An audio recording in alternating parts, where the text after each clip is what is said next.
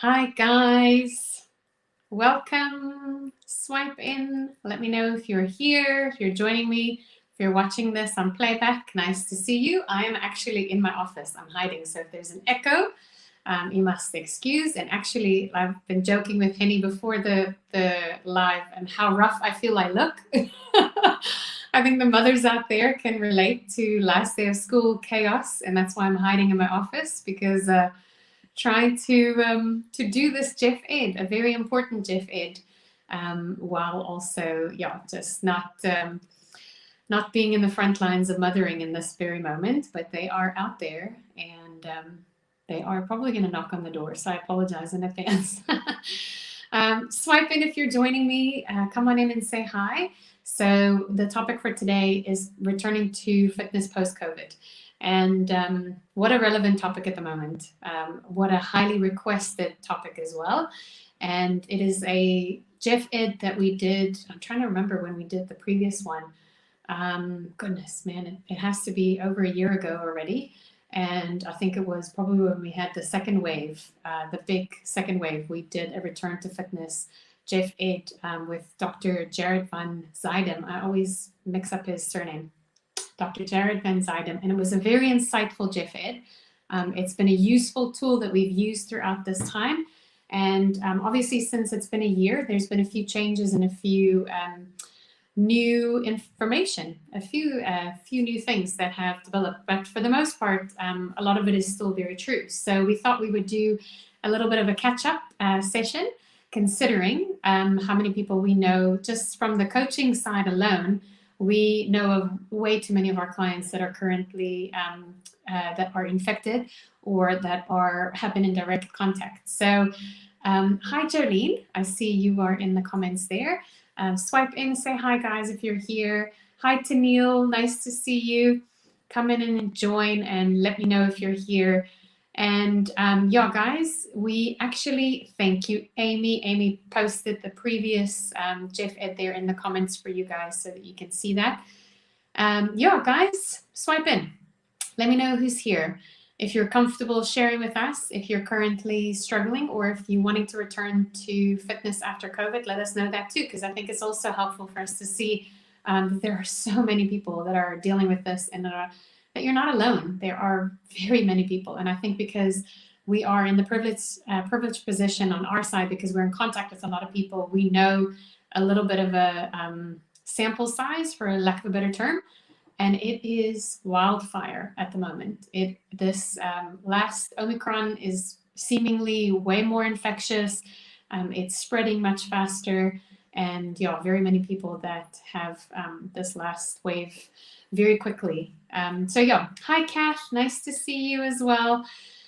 All right. So before I take too much more of your time, I'm going to go straight into it. And join in the comments, join in the conversation, because this is actually not a Jeff Ed in the sense of actually giving you just information. It's actually a conversation because it is a relevant conversation. It is something that we want to make sure that we keep at the front of mind for people as well. So please let us know. Hi, Stephen. Do you want me to message you? I will after this. Let me know what you would like me to message you with. And then hi, Gail. Nice to see you. Okay, guys. So let me go straight into it. So a recap from last time. Our last Jeff Ed that we did on returning to fitness after COVID. Return to play is what some people call it as well. And in our industry, you can understand that we actually would love for people to return to working out, to getting back to their fitness as soon as possible. But at the same time, possible is actually a very, very tricky, a very fluid term when it comes to COVID. Why? Because there are so many unknowns. There are so many things that we are learning and discovering as we go along. There are so many different variations, and there is no one answer. So we, in the first Jeff Ed, we talked about Dr. Van Zuidem. He said, returning to play, people are asking, can I just? And he called it the "can I just" syndrome. And we've been using it throughout this year, where people say like, I'm feeling fine, so can I just? And the thing with COVID is, because there are so many unknown effects, or we are learning more about long-term COVID as well, that it's important that you follow the correct guidelines, the guidelines that are set out by organizations like this Insight Fit and the Corona Fighters. They have worked out, they work with athletes, they have put the research together to make sure what is the recommended safe return to play. So if you are testing positive for COVID, or you suspect that you may have COVID, there are so many different tracks that you may have to follow. So if you're asymptomatic, or if you have mild symptoms, if you have moderate symptoms, so moderate is that you're actually quite sick, but you're not hospitalized, or severe, where you're hospitalized. There are different return to place routes to follow. And what we want to advise you from our side is that you always, always, always have to talk to your healthcare professional. We can only give you guidelines from our side. We can only share with you what the Centers of Disease and Infectious Disease departments have shared with us as the recommended guidelines. But you and your symptoms may be so different to someone else's, and you have a unique experience that your doctor would be able to guide you. But what we do know is that it is highly recommended for anybody that has tested positive to stay away from physical exercise for at least 10 days. If you're asymptomatic, at least 10 days of very little movement. And I know, we work in this industry. We see people in this industry. Everybody wants to get back on their feet. Everybody wants to get back into fitness as soon as possible. But it is really, really important that you understand that because we know so little, because we're still discovering and there's new variants, we have to take caution and precaution when it comes to this. Hi, Pat. Nice to see you. Kath, you saying, looking forward to this as you had long COVID. Very long. Took 4 months before I could start proper workout. Thanks to the GIF community, coaches, instructors, and Coach Liz, we got through it. Kath, thank you for saying that, because this is one of the things that we highly recommend in this, is that you actually talk to one of us, talk to one of the coaches who can help you. We are going to guide you as best we can, but we cannot actually give you the proper guidance. You have to work with your physician. You have to work with your doctors to make sure that they give you the best for you. But we can help make sure that you're not overdoing it, because I think that's also the thing, is that the "can I just" syndrome, the clients want to actually do more than they're allowed to, or more than they should. So we've actually learned that we want to make sure that there's eyes on you, and that's where the coaches have been very helpful for clients as well. Stephen, gotcha. Hi, Antoinette, nice to see you.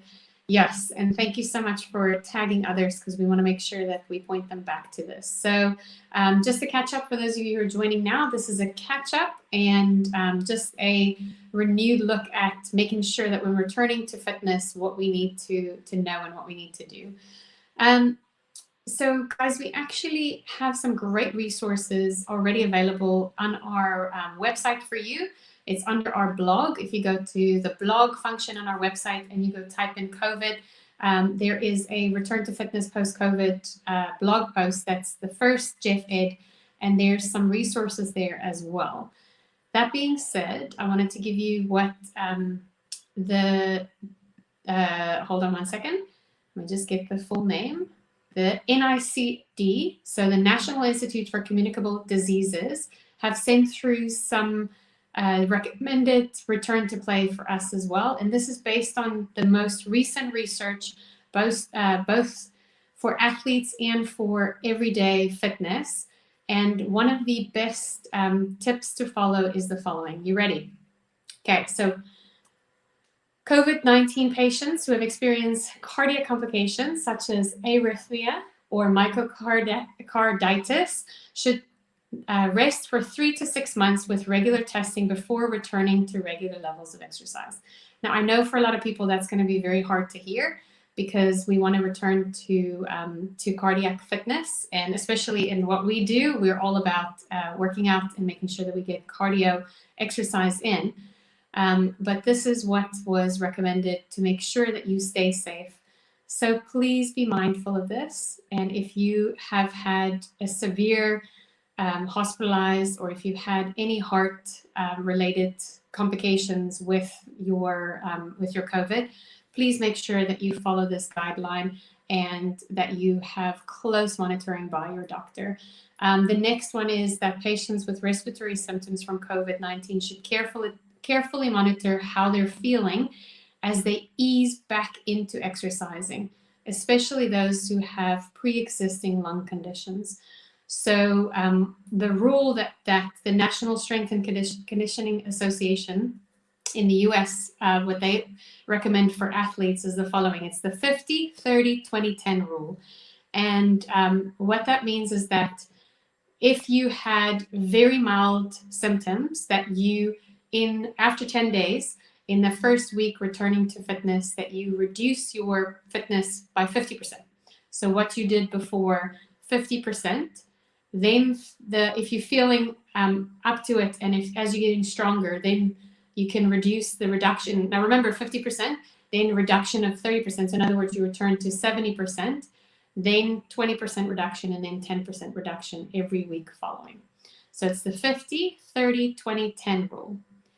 And please make sure that this is something that you follow carefully, because people will have COVID and come back and tell us, oh, I feel fine, and they go straight into it. It is so super important that even if you're feeling fine, that you taking it easy and that you ease back into it, because long COVID has been known to cause some serious conditions for people, and it's absolutely it's rampant at the moment. So we want to make sure that people are following this. All right. So I see a couple of angry faces there in the reactions. I hope I'm not offending anybody, but yeah, just trying to follow the guidelines and trying to make sure that we communicate to you what is recommended by the experts. So guys, then another one is patients who have suffered from gastrointestinal. Bleh, I can get it out today, I promise you. Goodness, I said at the beginning of this, Jeff, and I don't know if anyone can relate, but it's last day of school. It's hectic. It's chaos. I'm hiding in my office. It is a lot going on, but we want to make sure that we get this information to you all as soon as possible, because there is so many people that we know that need to hear this. We have so many people that are pushing themselves too hard. So yeah, this has been a priority, and we did not want to cancel this. We wanted to make sure that we keep this in the calendar for you guys. And so yeah, so apologies from my side if I'm stumbling over my words a bit, but we've got this. So patients who have suffered from gastrointestinal symptoms such as nausea, diarrhea, should pay close attention to hydration and calorie intake as they return to exercising after recovery. Now, this is the same for anyone who has had any gastro issues. We would make sure that hydration and calorie intake is properly monitored. But this is especially important. So if you watched Sandy's Jeff Ed yesterday, it is so important to make sure for your immunity that your hydration and your calories are closely monitored. Please don't deprive yourself too much. I know that a lot of us are on this journey for a weight loss journey. But when you're recovering, it is super important that you're not depriving yourself and that you're not giving yourself too much of a deficit. Again, this is something that one of the coaches can help you with to help guide you properly in this as well. All right, and then those who have continued muscle pain should avoid intense exercise until symptoms are gone. Then begin a gradual progression to normal levels of activity to avoid risk of injury. Very many people with long COVID have complained with back pain, especially lower back pain.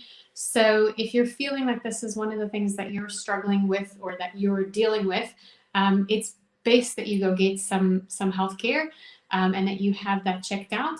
So please do not strain your muscles, don't hurt yourself, and make sure that that you're allowed to return to play. So Henny, if you wouldn't mind, just pop on that link for people as well. So this is the Corona Fighters have this. We've actually been using this all throughout this year, since the last year when we've actually been introduced to this. It's a website. It's insightfit.com, and the Corona Fighters have put that together. And they work with athletes. They work with professional athletes, and they are helping them to know what is best for return to play. So on our blog post, we actually have like a little map out that helps you to see if you've had asymptomatic, mild, moderate, or severe symptoms, what the best return to play is. But the website, insightfit.com, is actually a little survey. So you can go click on your symptoms, see how you're feeling, and then see the recommended return to play. Again, everybody is different. So if you were asymptomatic, it's not necessarily like a cookie cutter, clear, this is how you should return to play. If you've had mild symptoms, it's not a clear cookie cutter for you either. Everybody should follow the advice of their doctors. Everybody should follow the advice of the experts. Even if you're feeling amazing, even if you're feeling incredible, we want to make sure that people are not returning too fast. And again, in our industry, it's really hard for us to say this because we want people to be able to continue consistently to train, because we obviously want you to not lose your fitness. We don't want you to lose your progression. However, it is actually really, really invaluable to your long-term health and fitness that you follow these guidelines. So, any questions? Because I see a few people have left some questions. Hi, Lila. Lila says, myself and Kelly Jansen will be returning to work out after COVID. Haven't worked out for a bit more than 2 weeks. Yeah, well done on taking that break. And guys, there's also different levels of fitness as well. When we're talking about return to play, we're talking to what you were able to do before you had COVID. And obviously, there are other ways to stay healthy and fit safely as well. And that is also, follow your doctor's recommendation for that. Because if your doctor is fine with you going for a walk, if your doctor is fine with you moving around, then that's absolutely fine as well. All right. And so go ahead and check out insightfit.com. Go ahead and check out the original guidelines on the first Jeff Ed that we did, the Returning to Fitness Post-COVID-19 Part 1. And feel free to send through any questions that you guys might have, and to let us know if there's anything particular that you guys would like us to cover as well. We actually had the NICD that sent through the information to us. They actually wanted to send one of their experts to chat with us, but unfortunately they were unable to because of the timing of the year and because of how busy they are wrapping up for this time of the year with everything in the fourth wave. So we will make sure that we get someone on with us in the new year again. All right. I don't see any questions coming through or anyone with any anything else. Let me just refresh just in case. But yeah, if you guys have anything else, let us know. Otherwise, we will see you. Stay safe. Please stay safe. Please take care of yourselves. Please make sure that you don't suffer. I don't think that's the right word. That you fall into the trap of the can I just syndrome. Please make sure that you follow this 50-30. Let me just get it right so I don't say this the wrong way. 50-30-20-10. 50-30-20-10 rule for returning to fitness, and make sure that you don't rush it. It's important to take care of your health. And please make sure that you share this information with as many people as possible. I think it's hard. People don't want to know as much about returning to play. They fight it. And we just want to make sure that people avoid having long COVID and that people stay safe and healthy for as long as possible. All right, guys, I think we will end it there. It's a little bit quicker than normal, but don't see very many questions. So please follow these tips, pointers, and guidelines, and let us know if you have any other questions. All right. Have a great day, guys. Bye.